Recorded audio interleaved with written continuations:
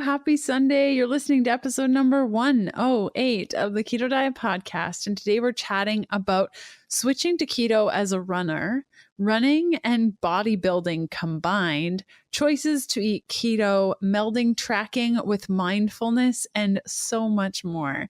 You can grab the podcast extra and transcript over at healthfulpursuit.com/podcast/E108.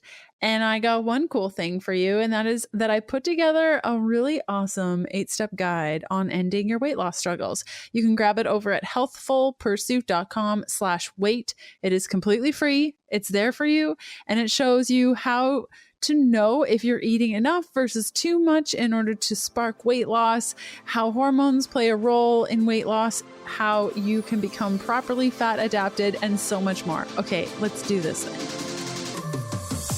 Welcome to the Keto Diet Podcast, the show all about keto for women so you can burn fat, balance your hormones, and heal your body. Starting and maintaining keto can be challenging without the right support. So just for listening to the podcast, I want to give you 20% off the Keto Beginning with the coupon code KETO PODCAST. That's all one word. This 30-day program gives you a clear step-by-step how-to so you can quickly adapt to a ketogenic diet, avoid common struggles, and get the results you crave. Go to healthfulpursuit.com/begin to get your Keto Beginning discount today. If you're new around these parts, I'm Leanne Vogel. You may know me as the international best-selling author of The Keto Diet, founder of happyketobody.com, or maybe you know me as the nutritionist that likes dipping pork rinds in avocado oil mayo.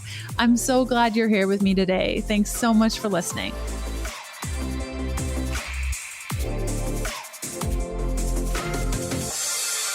Our guest today is Kristin, who's a trial lawyer, marathon runner, and professional bodybuilder. She has tried several cases to judges and juries, and she has run 22 marathons, including the Boston Marathon 4 times. In May 2018, Kristin was crowned 2018 Miss Natural Minnesota Figure by the NANBF Amateur Bodybuilding Division, where she earned her IPE Pro Card. Kristin practices a ketogenic diet and lifestyle, and she meditates daily. She believes that her diet and lifestyle choices allow her to maximize her energy and efficiency in all aspects of her life. Given her passion for all things health and fitness, Kristin recently launched a motivational speaking and coaching business. She can be reached through her website at mngoldengirl.com. So if you guys want to know more about workouts, endurance, how to combine workouts and endurance with your ketogenic diet, you can check out chapter 5 of my digital program, The Keto Beginning, starting on page 68. So if you have The Keto Beginning, it's all there waiting for you. Okay, let's cut over to this interview.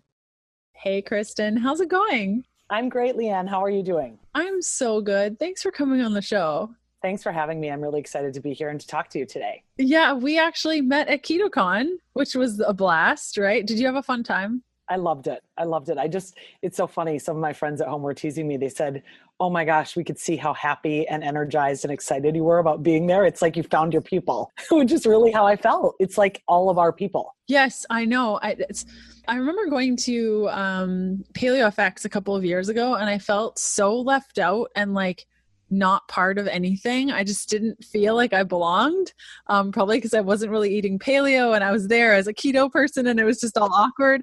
But at KetoCon, it was like everyone was going home to the mothership. Totally.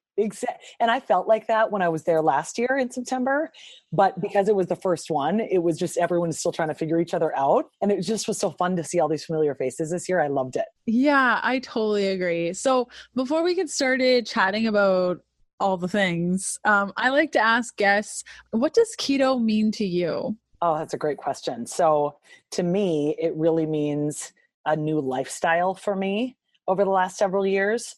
And it's a part of my life that I don't envision now ever not having it a part of my life. It has totally and completely changed my relationship with food in the most healthy way ever. And that's probably been the most rewarding and exciting aspect of my ketogenic journey. And I can share how I got on that and how it started. But what I've come to realize, especially specifically this year, is that it really has changed my relationship with food. And so you won a pretty intense competition I did. So at the end of May of this year, I won my pro card in bodybuilding in the figure division, and they gave me the title of 2018 Miss Natural Minnesota Figure, which is pretty cool. Wow. How did you get there? Like, how did you know that this was something you wanted to do? Because I've heard that doing this is just a lot of work and dedication and drive. And what was motivating you? Why was this important to you? Yeah, good question. Because I will tell you, I've strength trained for a number of years. So I was one of these kids really that was interested in it from a young age. I started lifting when I was only 14 years old. I had watched my dad get up and lift before he went to work. And so it was something that I was interested in me. And then I started to lift weights while I was in middle school, high school, and I saw some results from it. And I liked that it made me feel strong, particularly as a woman. I'm the oldest of three girls, so I think I probably felt some level of protection of my sisters. And so I just liked how it made me feel. And then as I started to practice law, I realized I was going to need to get a little more efficient about my workouts, because obviously the practice of law is a pretty big and busy amount of time in a person's day if this is what they're doing for their career. So I realized I wasn't going to have as much time to spend at the gym as I had in the past years, including law school. So I started strength training, and I just tend to have one of those bodies that responds well to it. You know, some people respond well to strength training, some people don't. And I found over my course of my life, and I've observed this in other people, all of us, I think, tend to gravitate towards and like to do what we are naturally good at. So everyone's naturally good at something or some things. And lifting was always kind of my thing. And so people asked me actually for a number of years if I competed. And to be really honest, because I always am, I thought it was weird. I thought, wait a second, you want me to stand on stage in a bikini? That's weird. What is this all about? What's with that weird spray tan? And then I turned 40 2 years ago, and I said, screw it, I'm going to do it. And so I signed up for my first competition almost as a way to say, I can do this, and I'm 40 and I want to prove to myself that I can. And the coolest part about it, Leanne, is I was so impressed with how welcoming and kind and amazing all of the people in this space were. You know, I had, standing outside of it, these preconceived notions about that people might be superficial or judgy or catty. And I actually found it to be quite the opposite. And it's a really inspirational group of people that I'm lucky to be a part of today. Wow, that's really cool, because I definitely had that same belief before I met my first friend who competed. And we're still friends today. And she's like the coolest being and so motivated and uplifting and just a great human to be around. So it always takes like being introduced to somebody or a community of people to be like, wait, that's actually kind of cool. Back to today's episode in a sec. I used to place the responsibility of my health and ongoing wellness to my doctor or team of healthcare professionals. And when I started dealing with a lot of hormone imbalances, I really lost trust in the system, like completely. And I know many of you can relate to the feeling of frustration that you have when you have a problem and you feel like nobody's listening. You feel alone, and sometimes you even feel like you're going crazy, like it's not actually a problem and other people don't see it. And really, there's nothing like finding a group of people or a practitioner that understands you. And that's why community is so, so important to this whole process of healing our bodies and understanding our body. This is why I love Everlywell. They're empowering the community to commit to their body, to their health, and to their future. And so many of us are starving to just understand our bodies and make those tiny little tweaks we need to start feeling better. Everlywell is a at-home collection service. So what does this mean? Basically, you go on their website, which you can find at healthfulpursuit.com/well. So you head on over there, you take a look at all their different tests. They're inexpensive tests like cholesterol and lipids, HbA1c, and metabolism tests. Test your blood and in some cases saliva to provide you with more details about your body and empower you to make changes. When you receive your results, the reference ranges as well as further information about your results are all delivered to you in their secure account, allowing you to keep all of your data in one place and build upon things as you run certain tests, because there's nothing worse than going to different places for different tests and having all these papers and all these charts and all these things. Everlywell makes it so easy. So if you're looking to test yourself for various things, including hormones or cholesterol or really anything, head on over to healthfulpursuit.com/well. Use the coupon code KETO, all in caps, and save 15% off your entire order. Okay, back to today's episode. When you started working toward this goal, were you keto then, or how did that come about? Yeah, so I had started my ketogenic journey in December of 2013, essentially, is about when I figure was my real start. I had glimmers of sort of wanting to get there, I think, in 2012. And I say that because historically I've been a marathon runner before I started this bodybuilding thing. And so in the marathon running world, of course, carbs, carbs, carbs, carbs, carbs. So that's been history. I mean, I used to carbo load every Friday night before my long run on Saturday. And every night before a marathon, it was pasta, pasta, pasta. And by the time I got to my marathon in 2012, I was at a point, and I was running well at that time, but I had to take 5 goos, those little sugar gels, I call them. Gel packs, yeah. Right, gel packs during the race every 5 miles just to get through the race because I was so glycogen fueled. And I remember after that race was done thinking, there is something wrong with this. Like this is not normal. And I even remember the night before that race feeling like, I don't think I want to order pasta this time. Like something was just telling me, try something different. So I ordered chicken and vegetables, fine. Fast forward to December 2013, I ended up falling on ice on a work trip in Williston, North Dakota, and I shattered my right leg in 10 places. So I broke it bad. I mean, I had 22 pieces of metal in my leg for a year. The orthopedic surgeon took all of the metal out the following December of 2014. But the reason that got me started on keto, kind of the primary reason is, as a part of my rehab, physical therapy, chiropractic care that I was doing to get back to using my leg, the chiropractor I was seeing was an ultra runner, 50, 100 miles, and he was keto. So he'd be doing work on me. And I said, and of course he was lean and fit and ran 100 miles. And I thought, buddy, wait, what do you mean you don't eat pasta? I just was so confused.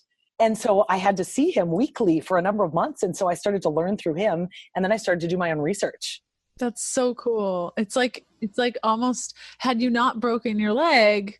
Yep, exactly. And so I really, really believe, and I say this all the time, I do not think that anything in life is random. I don't think there are coincidences. I really think that the path that I have been on, as I reflect and look back over all of the things that have happened to me, circumstances of my life, events, good, bad, or otherwise, like anyone, have brought me to exactly where I am in today. And my journey on my health and fitness quest, so to speak, and part of which is my ketogenic journey, is informed in large part by that devastating injury. I realized at that time I wasn't going to be able to do the intense amounts of cardio I had been doing as a runner. So I really wanted to start researching other nutrition and supplementation and figure out what really are the best ways I can fuel my body to recover from this injury as best I can and come back better and stronger than I was before. I hope you're totally digging this episode. I love putting these together every week, and I hope you're getting something out of it. I love seeing where you're listening from. So next time you're listening, or even right now, take a picture of yourself watching the show or a screenshot of your favorite episode and tag me on Instagram at Healthful Pursuit. And if social isn't your thing, that's totally fine. Just jump on your favorite podcast player and leave a review for the show. Okay, back to the good stuff. And so you started eating keto, and how was that transition for you as an athlete? Because I know for me, it was like, it took a lot of brain power to understand that I could run without carbs. Yes. So it definitely for me was not okay, I'm going to go keto. I know tomorrow I just don't eat carbs anymore. It, like many things in life, I think was a gradual process for me. So I started out by doing some experiments in 2014 with just eating more fat at my meals and just saying, okay, I'm going to cut out all bread and pasta. So it really was, I was trying to go more low carb at first. And I didn't understand a lot about what I know now about keto. And I would try different experiments before I ran. But then, of course, like you mentioned, it was really hard for me to get my head around not having carbs.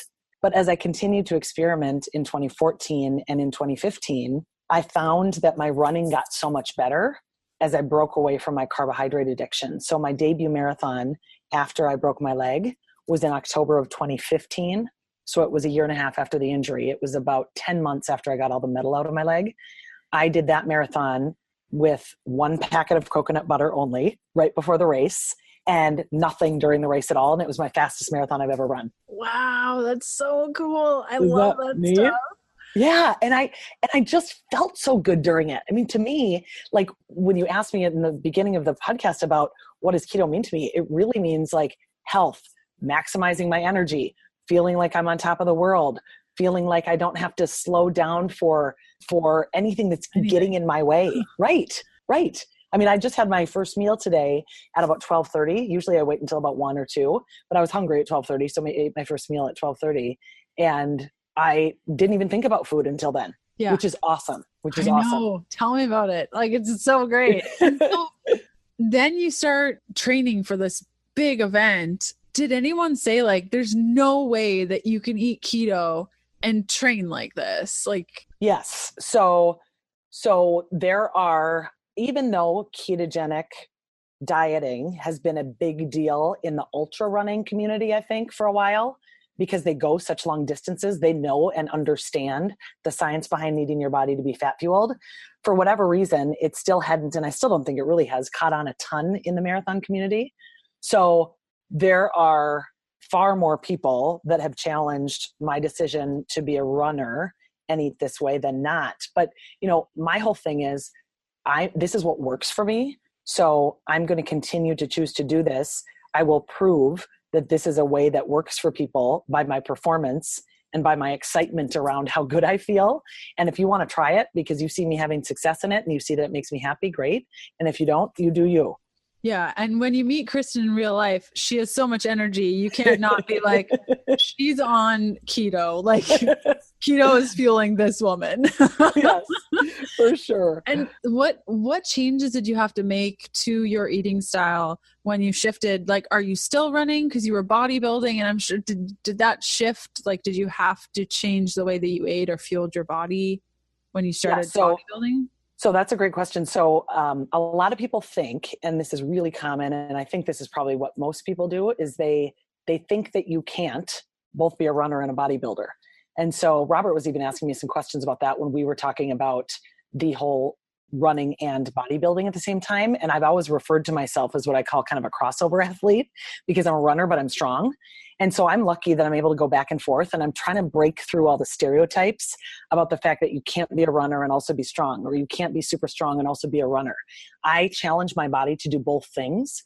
I'm really good about making sure I have the appropriate amount of rest days, but I think the fact that I fuel my body with the right amount of fat and protein in order to allow me to do endurance activities and in order to allow me to do strength activities, and then I choose to do both of those activities, is what allows me to be successful in both. So I don't subscribe to this whole notion that you can't do both.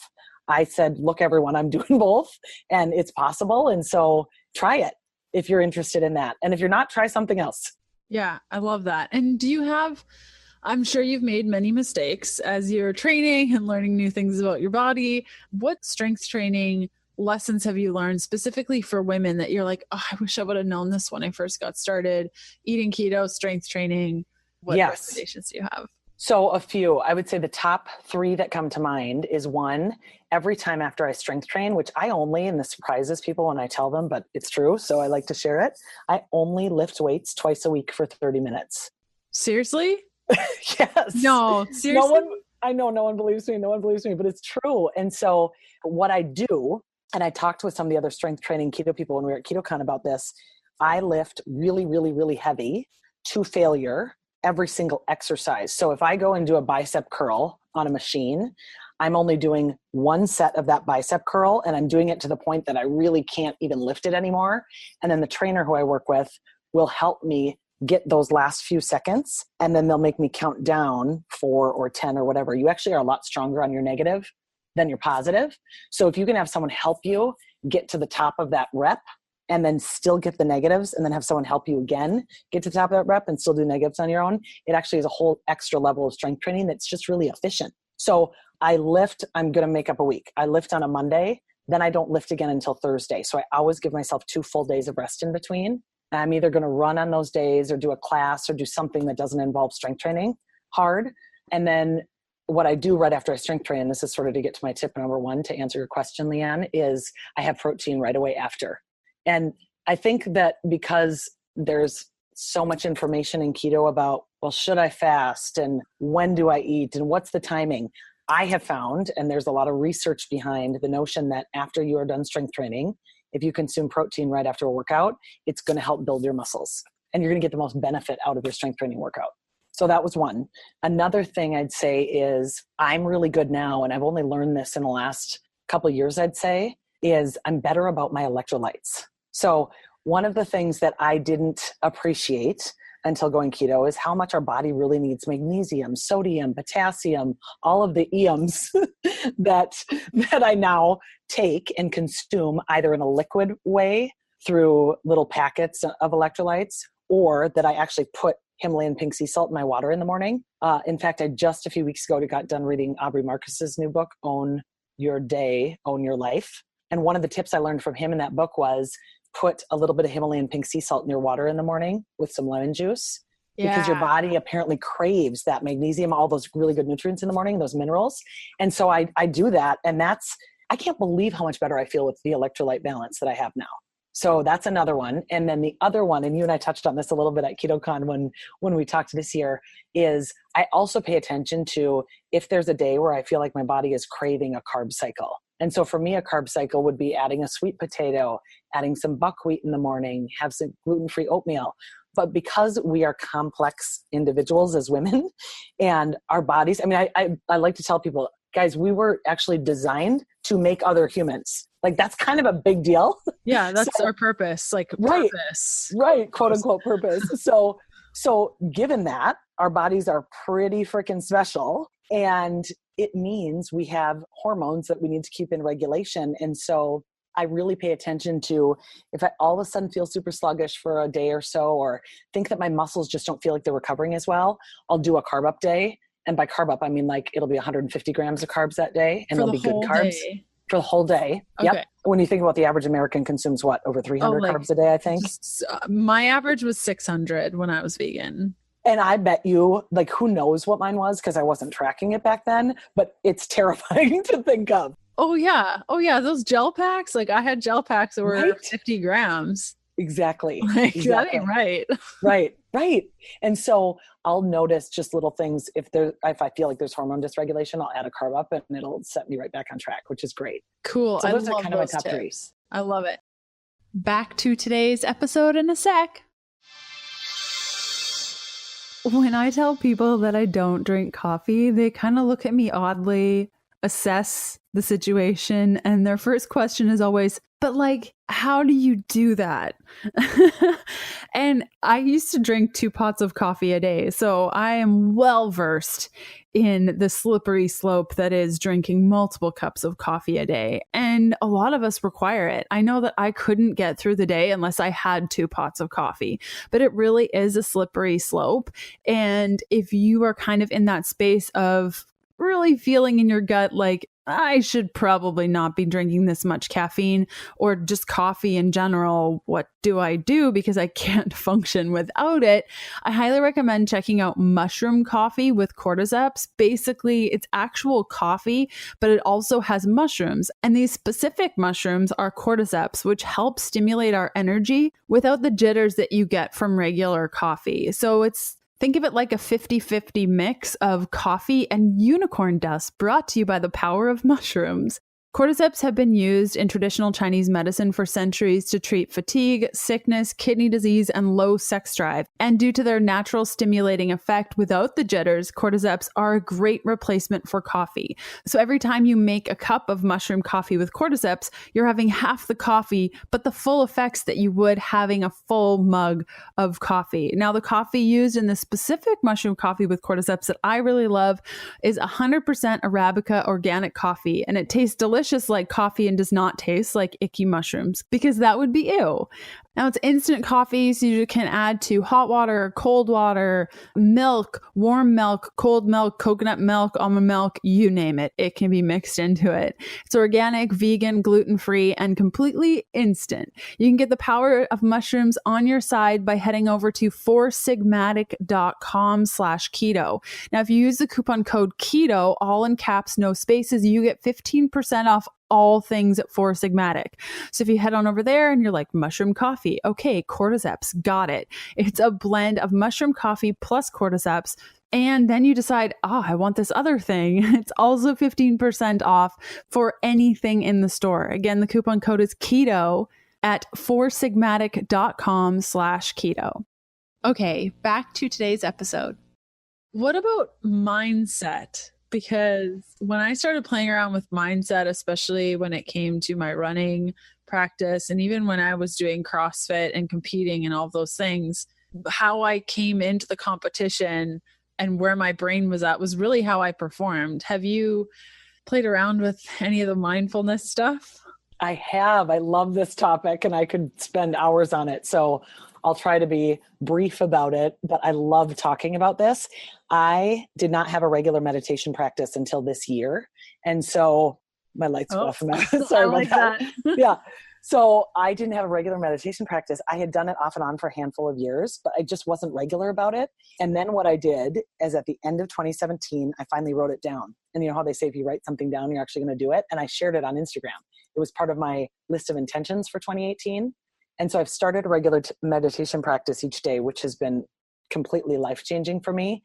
And it's helped in visualizing and being present and being intentional and mindful about a whole host of things. I really use it in all facets of my life. And in fact, I'm certain that my meditation and mindfulness practice is what allowed me to be present enough on stage to be able to achieve my goal of earning my pro card in bodybuilding. I did not feel connected. Here's how I'll describe it. And I don't know if you feel this way because you're mindfulness practice, but it really is about getting your spiritual self and your physical body in the same place at the same time. So when you can bring those together and you're really present in your own physical body, I feel unstoppable when that's the case. In fact, before we started this podcast, before we got on with each other on the call, I did a little bit of meditation just to make sure that I was physically present for you and for me to be able to share with people today. I actually have my yoga mat right beside me, and I do like 10 minutes between each guest. I love it. I love it. Just to ground yourself and get focus on the next conversation because it's a new thing and you want to be present and ask questions. And yeah, I totally agree with you. It makes all the difference. Yeah, because it's one thing, especially if I think of a bodybuilding competition or a marathon, right? Which are my two big things.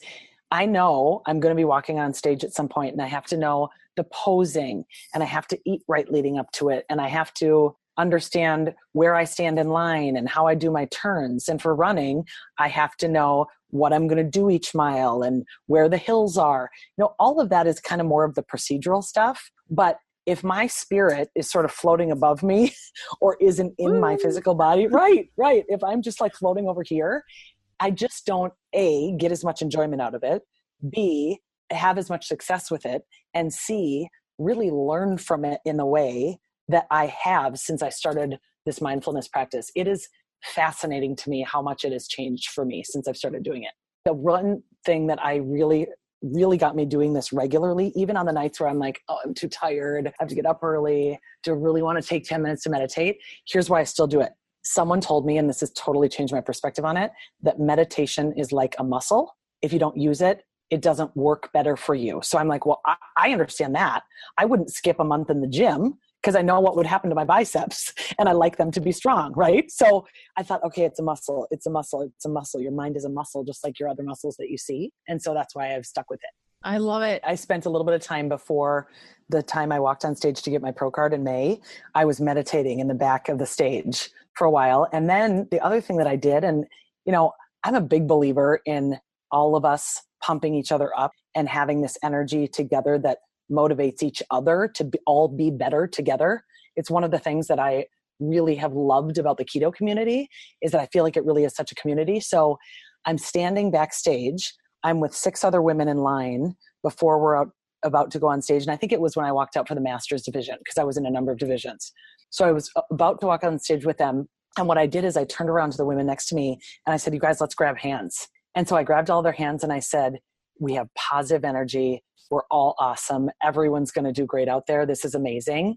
And several of them came up to me after and said, that was so helpful to me to be on stage with you. Yeah, to have that positive energy. And I thought, wait a second, energy is catchy, positive forward energy. It doesn't take from me if I give you some of mine.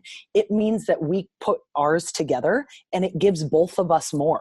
It's a good thing to share your positive energy. And so that's what I try to do with people, because it's so fun for me to get energy from other people too and have us all move forward and be better together. Which is so crazy, because you think of like a competition, you have to hate all the people that you're beside and you have to be better than them. But there's something so freeing in just all being in that together.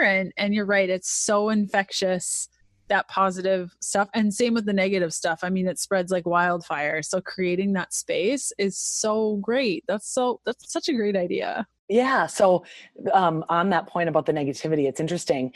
I was noticing myself getting sort of triggered when I was walking around that morning of the competition, because there can be so much anxiety coming out of people's bodies as far as energy and, just even the looks on their faces. And I thought, okay, I don't want any negative energy around me. I'm just going to go kind of hang by myself. Yeah. So I really try to set boundaries around the negativity too. And when I experience people around me who have that negative energy, I try to just do what I can to lead by example and continue to be positive, and then remove myself from the situation. Because if someone wants to stay negative and miserable, I'm probably not going to be able to yank them out of it. I'm just not. And so I'm not going to waste my energy trying. Yeah, I totally agree. Now, tell me about your trial diet. Oh, yes. So I had a pretty significant trial in November of last year. It was over a couple of weeks, and I was determined to not do the stereotypical eat crap. I'm just going to have sugar quick on a lunch break. I'm going to eat crap at night. I'm going to order and take out. It's all of this. I call it stereotypical. I don't know if other people do, but I guess it's just when people, as a general rule, get overstressed and overworked. I hear a lot from other people, and I'll include myself in that. I mean, this is something I did years ago. You can emotionally eat or stress eat or reach for sugar or just reach for the quick energy stuff that isn't good for you. So I said, I'm not going to let myself do that. And frankly, because I've now been keto for so long and I know what the benefits are to my brain, I'm going to put myself on what I referred to as my trial diet, where I'm going to be really calculated and careful about my macros for the entire time during trial. And I'm one of these people, Leanne, and I know that there's a variety of viewpoints on the tracking. I'm one of these people that when I track, it tends to keep my relationship with food healthy. Now, I will have some days where I totally don't track because I just don't feel like it. So I just try to let myself track when I want to, choose to not track when I don't. But I wanted to do it during trial. So I was good about making sure that I had appropriate amounts of fat and protein with me each day for trial. I was making sure that I was good about doing fasting on the days that I could, so that my brain was on point. I never had slumps in blood sugar dips or dips in energy in the afternoon. Because frankly, when you're in trial and you're having to perform for that many hours in a row, you can't afford to do that. I can't start yawning in the middle of a cross-examination. How would that look? And horrible. Right. Both to my client, to the judge, to everyone. So yeah. It was really important to me to have my energy be at optimum performance for many, many days in a row, which means I was choosing intentionally, again, going back to our mindfulness, to put foods in my body that nourish me, that keep me motivated, that keep me energized, and that don't allow me to sort of feel like, I don't want to stay up another hour and do additional prep. No, I was just as energetic in the morning as I was at 10 o'clock at night, and it was awesome. So I ended up testing myself in the bod pod before and after trial, and was able to keep everything physically on point with my weight and my body fat and all that stuff, which was great.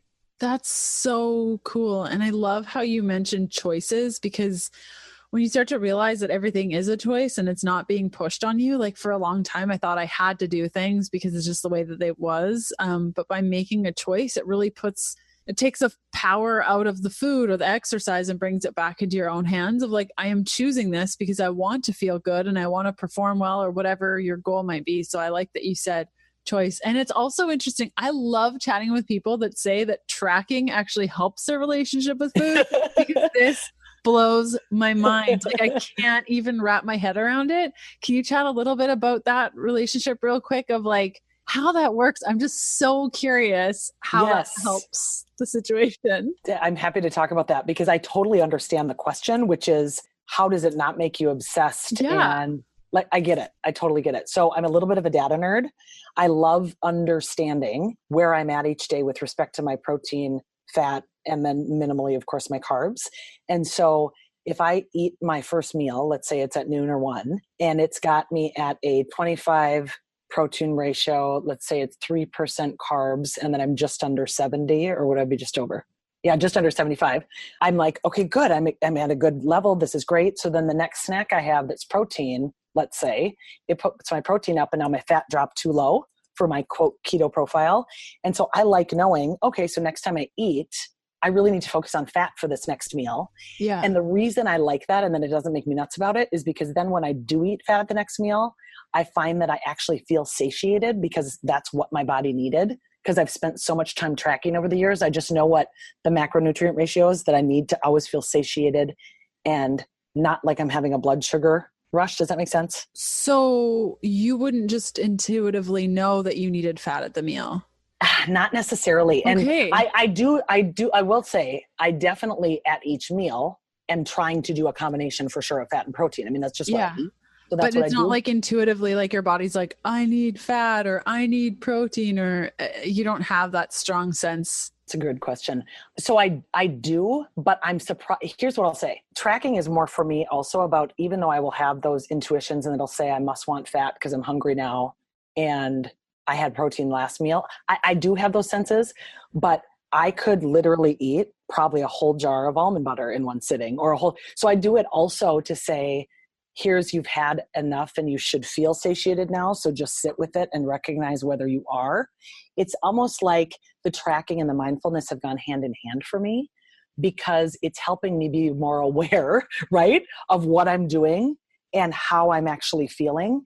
I can't believe how many times I watched other people, and I used to be this way. So this is why I can see it in other people, because I used to do this, do everything on autopilot. Yes. Okay, well, I'm just going to eat this. It's lunchtime. Okay, I got to go eat. I got to go have lunch. Here's what I'm going to order. Here's what I ordered the other day. I'm just going to order this. I'm going to eat the whole plate that they put in front of me. And then I'm going to leave because I've got to get to the next thing. And it's so auto is the only way I can think of to describe it. And so now I actually am waiting to eat until I'm hungry. And then it's like, okay, what macronutrient ratio do I want to eat right now? What do I feel like? How sore are my muscles? When's the next time I'll be able to eat if I have to go into a 3-hour meeting? That kind of stuff, if that makes sense. It totally makes sense. It would make me crazy, but it's almost like you've melded tracking also with mindfulness. Yes. Beautiful marriage that works. So right. Hey, you do you, man. Like exactly. Amen. Exactly.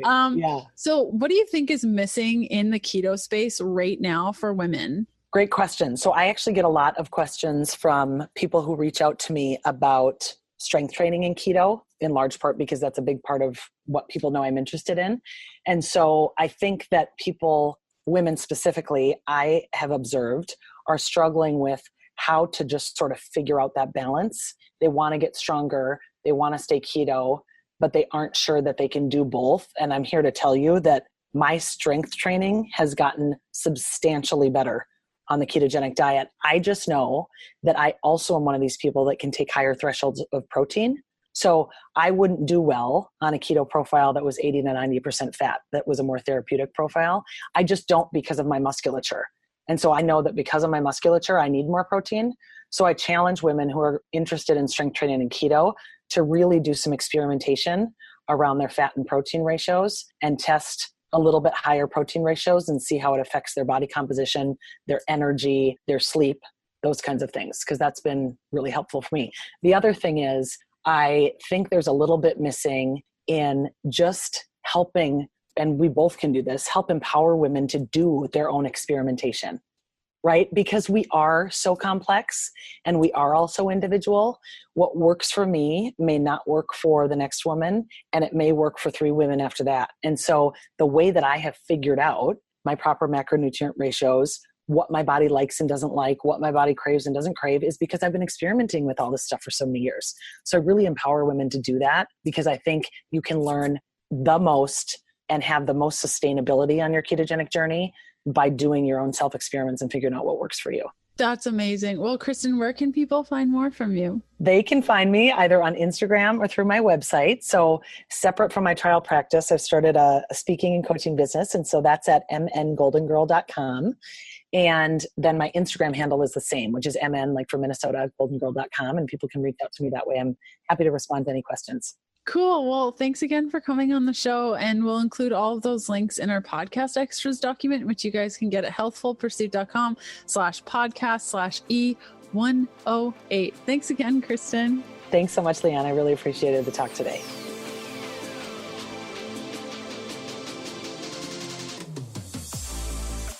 Thanks for listening to the Keto Diet Podcast. Join us again in a couple of days to discover more keto for women secrets for your fat-fueled life. The Keto Diet Podcast, including show notes and links, provides information in respect to healthy living, recipes, nutrition, and diet, and is intended for informational purposes only. The information provided is not a substitute for medical advice, diagnosis, or treatment, nor is it to be construed as such. We cannot guarantee that the information provided on the Keto Diet Podcast reflects the most up-to-date medical research.